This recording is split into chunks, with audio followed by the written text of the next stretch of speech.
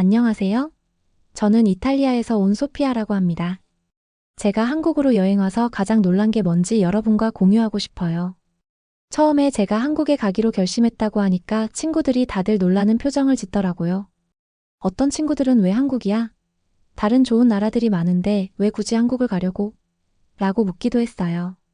저도 그 말에 처음에는 어느 정도 이해는 되었어요.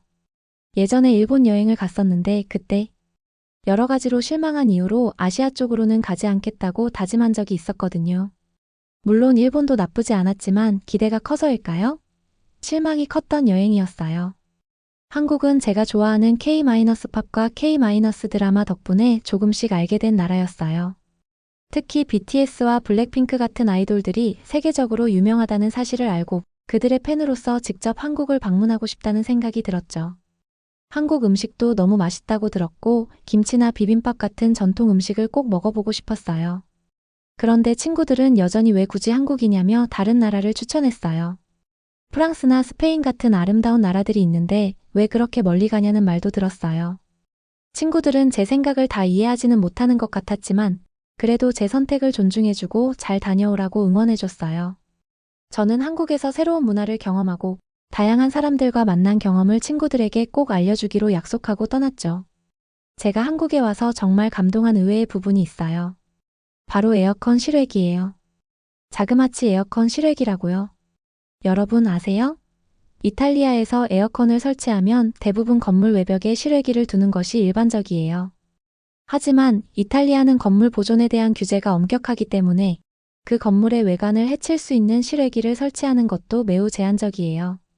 그래서 많은 건물들이 에어컨을 설치할 수 없거나 실외기를 외벽에 달지 못하는 경우가 많답니다. 이로 인해 여름철에는 에어컨이 없거나 설치가 매우 불편할 때가 많아요. 또한 실외기를 설치하는 데 있어서도 그 외관을 해치지 않기 위해 많은 제약이 따르죠. 그런데 한국에서는 그 점이 정말 놀라웠어요. 한국의 건물들에는 실외기가 전혀 보이지 않기에 이렇게 더운데도 에어컨이 없나 보다 했거든요. 그런데 세상에나 실내에 들어갈 때마다 정말 시원한 거예요. 그래서 알아보니 한국은 실외기를 보이지 않게 설계하는 방식이 일반적이더라고요. 서울의 많은 아파트나 빌딩을 보면 실외기가 아예 보이지 않도록 설계된 것을 볼 수 있어요. 건물 외벽이 깨끗하고 실외기가 어디에 있는지 전혀 눈에 띄지 않아요. 실외기는 건물의 뒤쪽이나 숨겨진 공간에 배치되거나 아예 건물 설계에 통합되는 경우도 많습니다. 그래서 도시를 걷다 보면 실외기가 보이지 않아 정말 깔끔하고 세련된 도시 풍경을 볼 수 있죠. 그렇게 많은 아파트들이 있는데도 겉으로는 전혀 실외기가 보이지 않았어요. 이 점이 정말 마음에 들었어요. 건물 외관이 너무 예쁘고 깔끔한데 불필요한 외부 기기들이 눈에 띄지 않게 처리되어 있어서 전체적인 미관이 해치지 않는 거예요. 또한 에어컨 실외기가 건물 디자인에 잘 통합되어 있어서 세련된 도시 풍경을 더욱 부각시키는 것 같았어요. 이탈리아에서도 그렇게 건물 보존과 편리함을 동시에 고려할 수 있다면 좋겠다고 생각했죠. 아마 한국은 그런 부분에서 디자인과 효율성을 같이 고려하는 정말 똑똑한 나라인 것 같아요. 한국에 도착했을 때 제가 놀란 부분은 또 있어요. 이탈리아는 정말 역사적인 건축물로 가득 찬 나라예요. 중세 시대의 건물들이 많이 남아있고 르네상스, 바로크 시대의 아름다운 건축들도 곳곳에 있습니다. 그래서 이탈리아는 건물 보존에 엄청난 신경을 쓰고 있어요. 특히 역사적인 건축물은 단순히 건물이 아니라 문화유산으로 취급되기 때문에 보수 작업도 아주 세심하게 진행돼야 하고 최신식 건축을 새로 짓는 게 쉽지 않죠. 예를 들어 로마나 피렌체 같은 도시를 걷다 보면 건물 외관은 고풍스럽고 전통적이지만 그 뒤로는 현대적인 편의시설이 전혀 보이지 않는 경우가 많아요. 물론 이탈리아의 중세 건물이나 고풍스러운 건축을 보면서 느끼는 매력도 정말 크죠. 고대 로마의 유적, 고딕 양식의 교회들, 그리고 르네상스 시대의 예술적인 건물들은 정말 아름답고 이 모든 것들이 이탈리아의 역사와 문화를 느끼게 해주는 특별한 경험이 됩니다. 그런데 그런 건물들이 많다 보니 이탈리아에서는 최신식 건축물을 짓기가 어렵고 현대적인 디자인을 도시 안에 잘 녹여내기가 쉽지 않아요. 그래서 사실 이탈리아에서 최신식 건물을 보는 것은 그리 흔하지 않답니다. 그런데 한국에 와서 저는 정말 놀랐어요. 서울을 처음 방문했을 때 도시의 건축 스타일에 정말 놀랐습니다. 서울의 고층 빌딩들, 아파트 단지들, 그리고 도심 한가운데 있는 현대적인 건축물들이 너무 예쁘고 세련되었어요. 건물들이 너무 깔끔하고 스타일리시해서 마치 미래 도시를 걷는 느낌을 받았어요. 이탈리아와는 달리 한국의 도시는 전통적인 건축물과 최신식 건축물이 잘 결합되어 있다는 점이 특히 좋았습니다. 저는 개인적으로 한국의 현대적인 건축물이 너무 마음에 들었어요. 건물들이 정말 세련되고 디자인이 아름다워서 도시가 더욱 활기차고 현대적인 느낌을 주었죠. 이탈리아에서 느낄 수 있는 전통적인 건축의 아름다움도 좋지만 한국의 현대적인 건축물들이 주는 세련된 느낌과 기능성 역시 정말 매력적이에요. 두 나라 모두 각각의 특색이 있고 저는 두 나라의 건축에서 모두 다른 아름다움을 느꼈답니다. 한국에서는 미래적이고 혁신적인 건축이 많고 그런 점이 정말 흥미롭고 매력적이었어요. 한국의 왜 가냐고 걱정하던 친구들의 우려와는 완전히 딴판으로 저는 서울에서 너무나 즐거운 시간을 보냈어요. 저는 실시간으로 SNS로 그런 내용들을 공유했죠. 친구들의 반응 역시 정말 놀라워했어요. 저녁에는 명동에 갔어요. 명동은 정말 활기차고 쇼핑의 천국이라고 할 수 있죠. 다양한 브랜드 상점들이 가득하고 특히 한국 화장품 브랜드들이 많아서 너무 재밌었어요. 저는 한국에서 유명한 스킨케어 제품을 사려고 몇 가지 가게를 돌아다녔어요. 매장에 들어갈 때마다 친절하게 맞아주시고 제품에 대해 상세하게 설명해 주셔서 정말 기뻤어요. 그리고 명동 거리를 걸으며 길거리 음식도 먹어봤어요. 떡볶이와 순대, 호떡 같은 한국의 대표적인 길거리 음식을 맛봤는데 그 맛이 정말 기가 막혔어요. 특히 떡볶이는 매콤하고 달콤한 맛이 어우러져서 정말 맛있었어요. 제가 사진을 올릴 때마다 친구들은 한국으로 떠난 저를 따라오지 않은 것에 대해 더욱 후회하기 시작했어요. 다음 날은 강남으로 갔어요. 강남은 현대적이고 세련된 분위기의 동네로 고층 빌딩과 쇼핑몰들이 많고 거리에는 항상 사람들로 붐비는 곳이죠. 저는 스타일리시한 카페들을 많이 방문했어요. 한국의 카페 문화가 정말 독특하고 분위기도 정말 좋더라고요. 특히 디저트와 음료가 너무 예뻐서 하나하나 찍어서 SNS에 정성스레 올렸죠. 카페에서 창밖을 보며 강남의 활기찬 모습을 바라보는 것도 너무 좋았어요. 서울에서의 하이라이트는 한강공원에서의 하루였어요. 날씨가 너무 좋았던 날 한강에서 자전거를 타기로 했어요.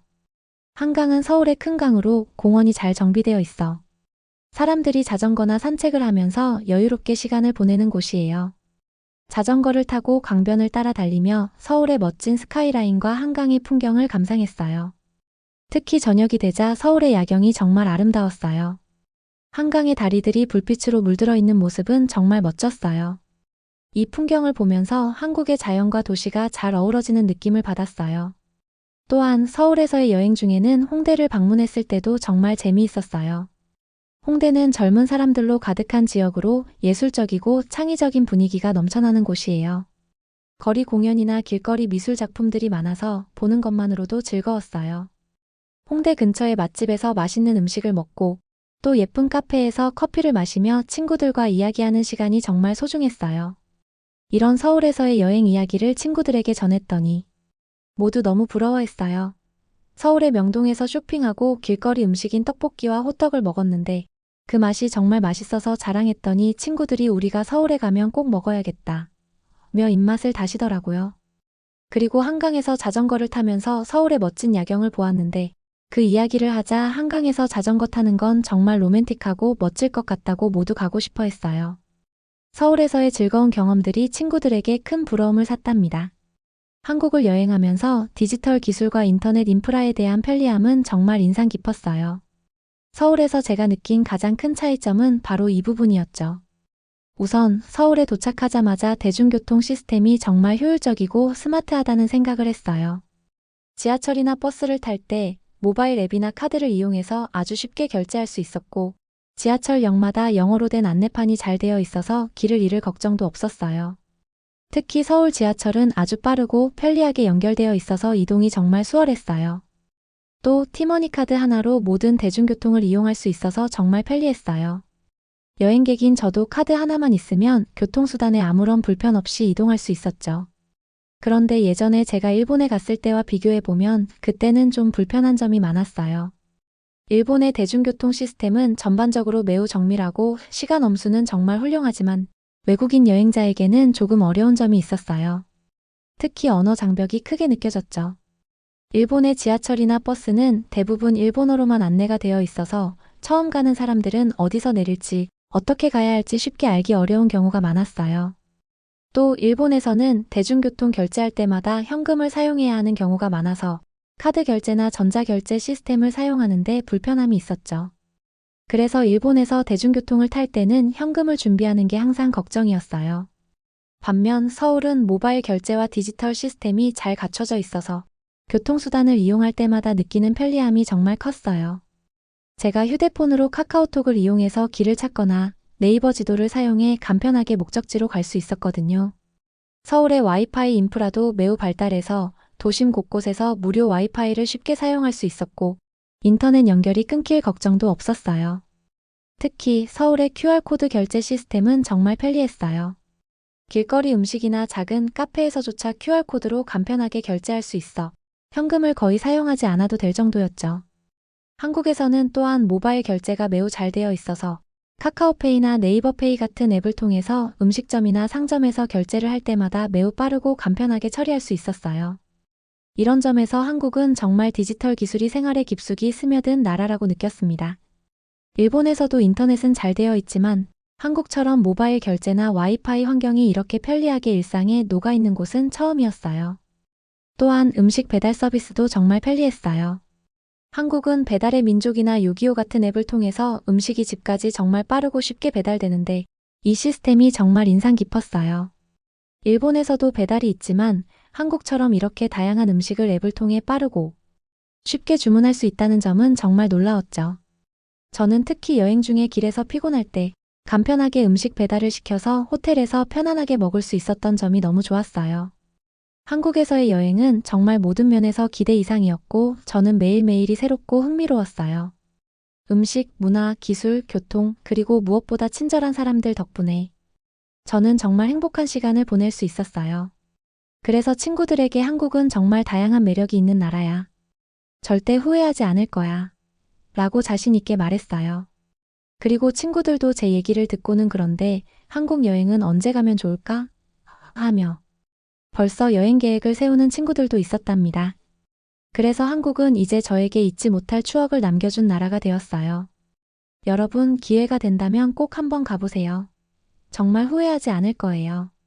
제가 가고 싶었던 한국의 명소들도 다 돌아보고 또다시 가고 싶은 곳이 정말 많아서 저는 다음에 또 갈 계획이에요.